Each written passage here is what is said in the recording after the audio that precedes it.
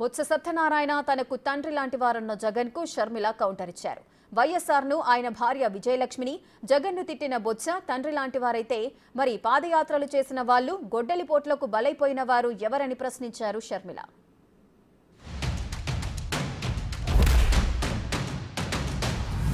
చీపురుపల్లి నుంచి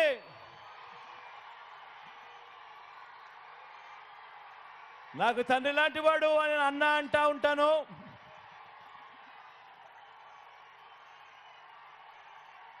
మంచివాడు, సౌమ్యుడు, మీ అందరికీ తెలిసినవాడు. గొప్ప మెజారిటీతో అన్నను ఆశీర్వదించవలసిందిగా మీ అందరినీ కూడా కోరుతా ఉన్నాను.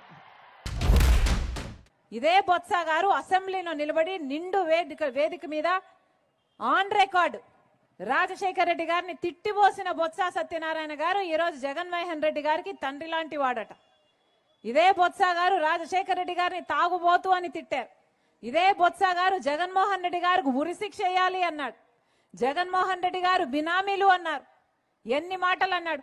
ఆఖరికి విజయమ్మను కూడా, విజయలక్ష్మి గారిని కూడా, రాజశేఖర రెడ్డి గారి భార్యను కూడా అవమానించిన వాడు బొత్స సత్యనారాయణ గారు.